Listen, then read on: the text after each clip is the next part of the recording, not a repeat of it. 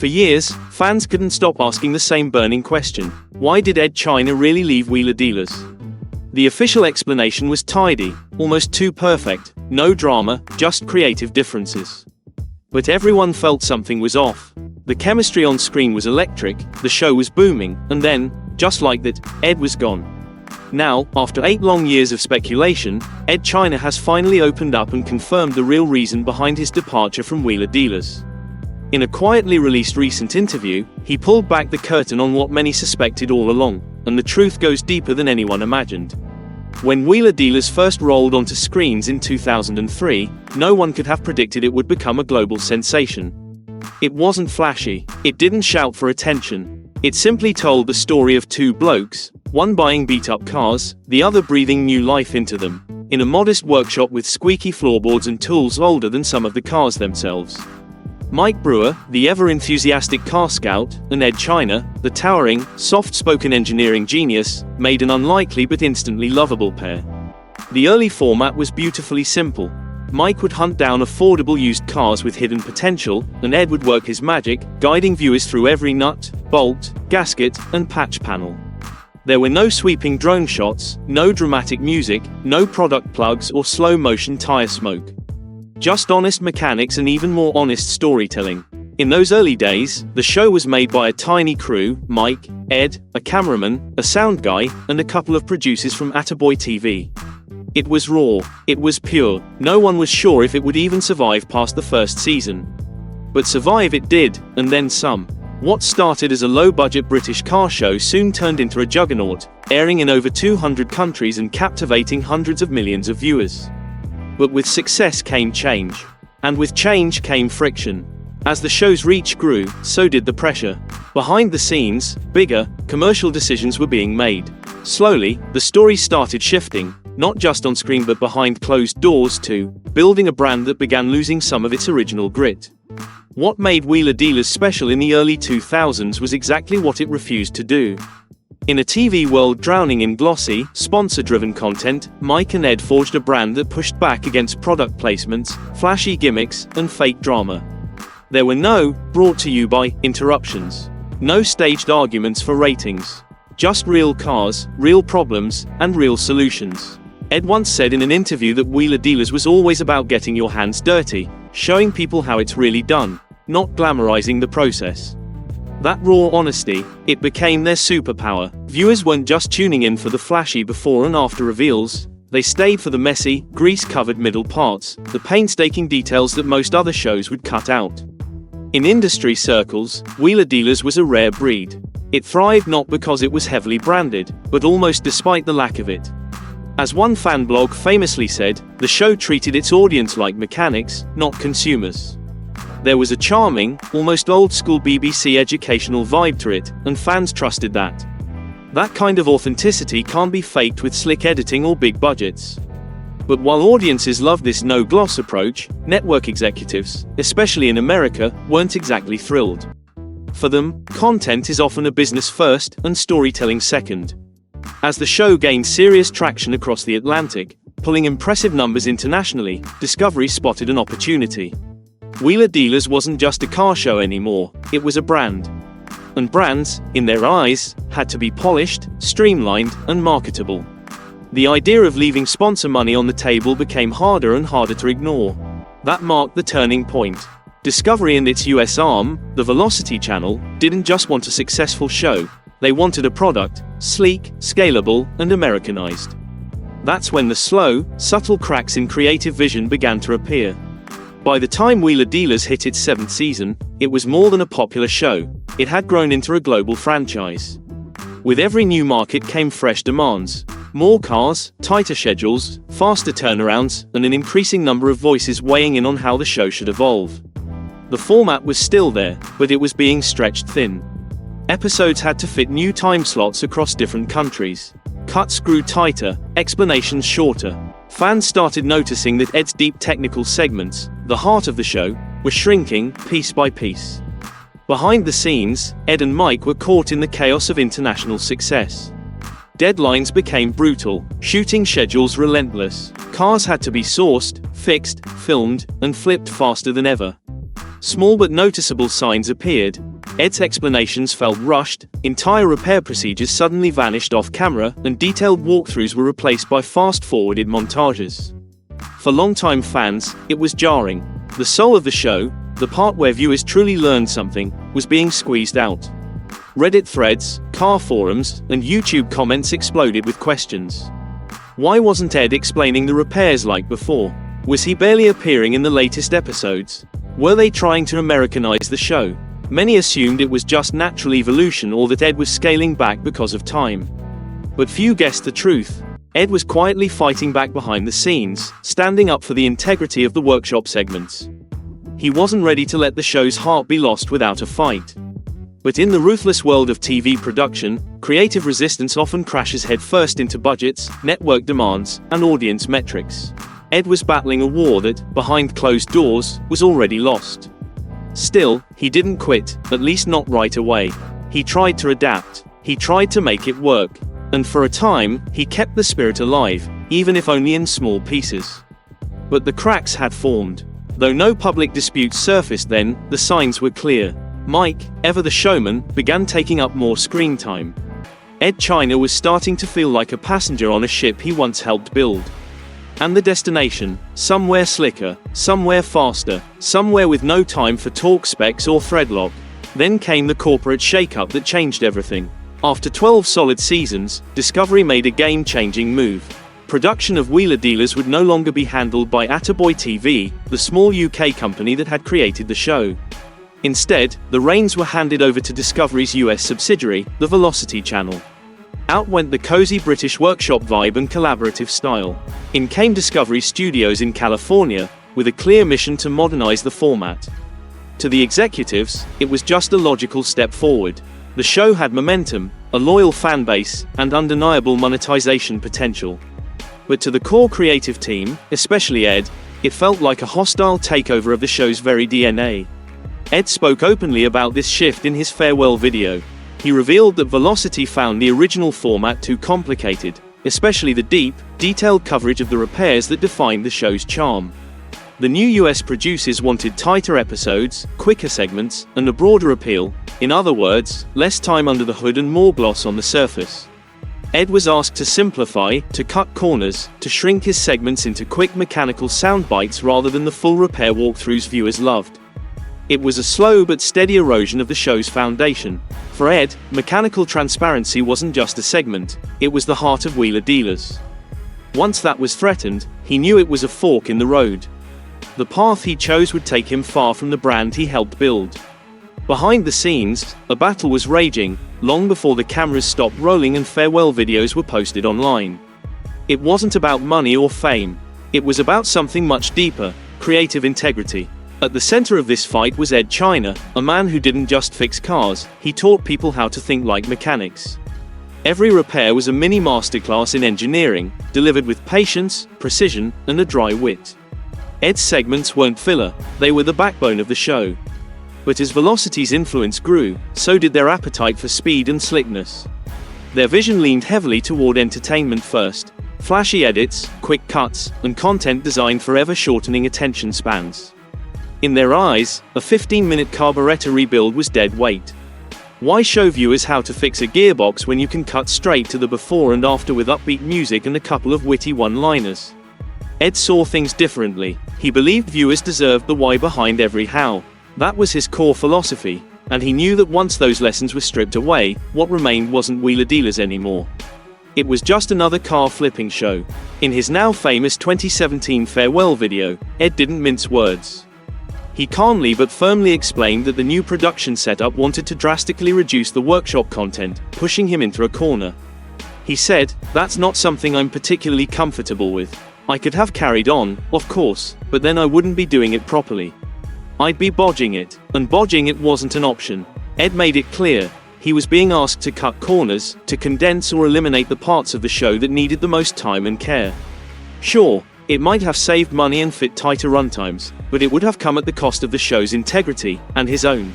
This wasn't just a workplace disagreement. It was a creative divorce. On one side, a network chasing metrics and scale. On the other, a craftsman fighting to protect what made the show meaningful. Edd could have stayed quiet, taken the paycheck, and smiled through it all. But he chose the hard path, the honest one. He walked away, not from the spotlight, but from a compromised version of the show he helped build. March 21, 2017. No flashy press releases. No official network statements. Just a simple YouTube video, under 10 minutes long, filmed in Edd China's garage, with that familiar, easygoing style fans knew and loved. But don't be fooled, this was a bombshell. In the video, Edd calmly announced his departure from Wheeler Dealers. No anger, no blame, just honest truth. His tone was measured, almost heartbreakingly polite, but between the lines, the weight was unmistakable.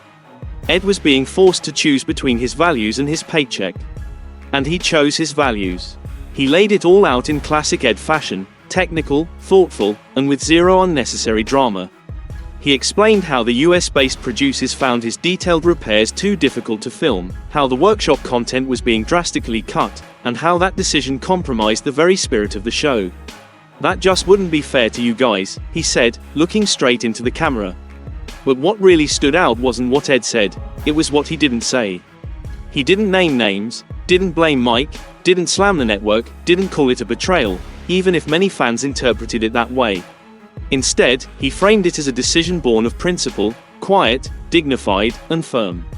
It felt less like drama and more like a professional parting of ways. The response was immediate and overwhelming. The video racked up millions of views in days. Comments poured in by the thousands.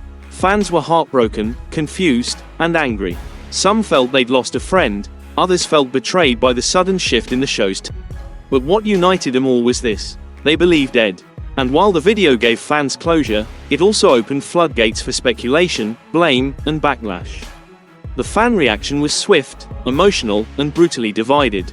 While many mourned Edd's departure, others wanted someone to blame. Unfortunately, a large share of that blame landed on Mike Brewer's shoulders. For years, Mike had been the charismatic frontman, finding the deals, talking the talk, and keeping the energy high. But after Edd left, fans started questioning Mike's role. Was he complicit in the creative changes? Did he support the new direction? Could he have fought harder to keep Edd on? Social media exploded. Mike's Twitter feed turned into a battleground. Some accused him of selling out. Others sent hate mail and even threats. The tone was ugly and deeply personal. Blindsided by the backlash, Mike posted a few public responses. He insisted he had no part in forcing Edd out and said he was gutted by Edd's decision. They built something special, he said, and Edd was like a brother to him. Mike made it clear, the format changes weren't his doing, they were the network's. Edd, to his credit, tried to douse the flames. In a follow-up message, he explicitly asked fans not to blame or harass Mike. He said it was a network issue, not a personal feud. But by then, the narrative had taken on a life of its own. Even mainstream media picked up the tension. Headlines like "Wheeler Dealers in Turmoil" and "Fans Revolt Over Edd China's Exit" dominated automotive news cycles. Reddit threads dissected every word of Edd's farewell video. YouTube flooded with reaction videos, conspiracy theories, and heated editorials. The new version of the show, now co-hosted by Ant Anstead, continued, but it wasn't the same. Viewer loyalty fractured. Some stayed loyal to the brand. Others followed Edd to whatever he did next. And in the middle of all this chaos was a silent truth. Something intangible had been lost. Not just a presenter, but the trust that made the show beloved.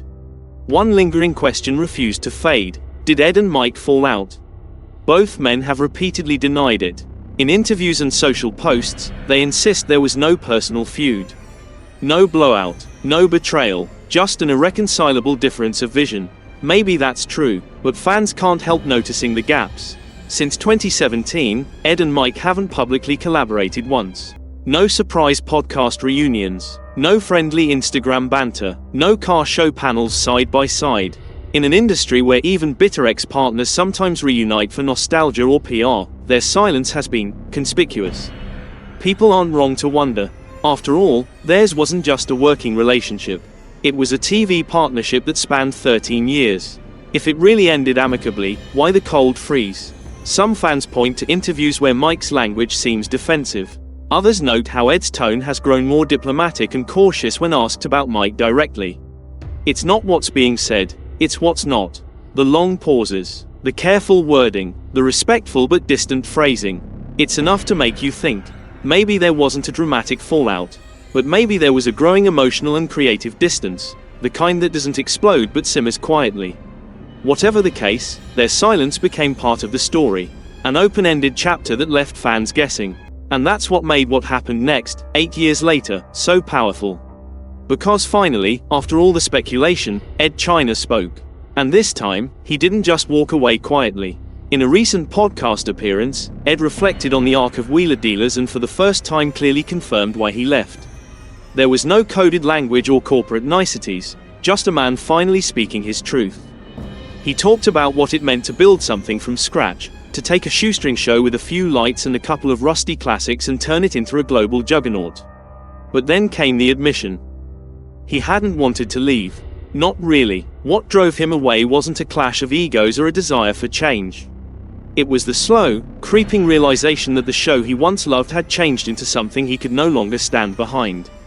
The most haunting part, he confessed to disliking the version of himself he had become during those final seasons. I truly hated him, he said in a heavy voice. He was someone I didn't recognize anymore. Not because of fame or burnout, but because he was being pushed to cut corners, gloss over the gritty stuff, and become something smoother, faster, easier to digest. He still didn't call anyone out specifically. He didn't need to. The message was crystal clear. The production no longer saw Wheeler Dealers as a hands-on educational series. They saw it as a content engine, and Edd was expected to fall in line. That's when it clicked. It wasn't about adapting, it was about compromising, and that, for Edd China, was the line in the sand.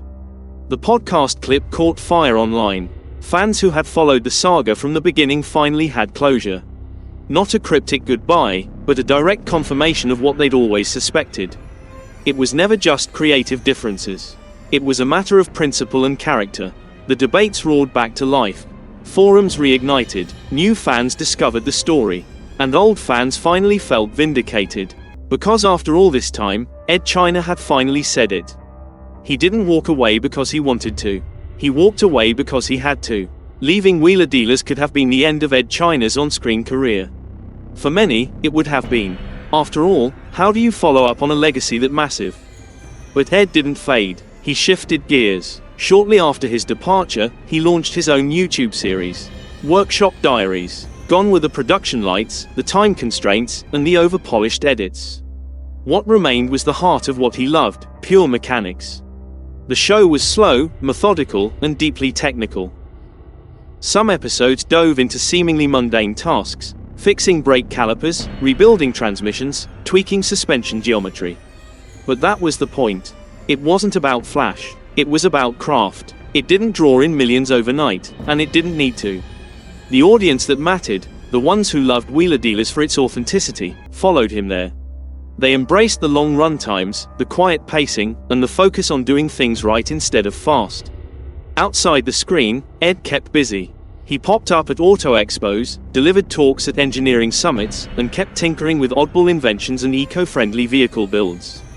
He even dabbled in electric conversions, hinting at where he believed the future of motoring lay, not in nostalgia, but in innovation with integrity. And yet, through all of it, there was always a subtle undercurrent. Fans couldn't help comparing this solo chapter to the post-Edd seasons of Wheeler Dealers, where one leaned into depth and substance, the other leaned harder into style and speed. Edd never looked back with bitterness. But everything he built post-Wheeler Dealers was a quiet rebellion, a living rebuttal to the direction the show had taken. He wasn't out to compete. He was out to reclaim the soul of something he had once helped shape. Mike moved on, but the shadow remained. Mike Brewer did what professionals do. He kept the wheels turning. After Edd's exit, Wheeler Dealers rolled ahead with a new co-host, Ant Anstead. Later came Mark, Elvis, Priestley. Each brought their own energy and style. The show evolved with new formats, upgraded visuals, and broader appeal. From California to Coventry, the engines kept revving. But no matter how well the show performed, and by most metrics, it still thrived, there was one thing it couldn't shake: the ghost of the Edd era. Comment sections on every upload would circle back. Edd would have done it better. Remember when they actually showed the full repair? Still miss the old days. Social media threads dissected differences in approach. YouTube comparisons popped up with titles like Then versus Now and why Edd China was irreplaceable. It wasn't personal, it was emotional. Fans weren't just missing a presenter, they were missing a feeling. The quiet satisfaction of watching something complicated made understandable. The humility, the unpolished charm. Mike tried to address the elephant in the room a few times. He defended the new direction, praised his co-hosts, and reminded viewers that change was inevitable in television. But every now and then, the old defensiveness crept in.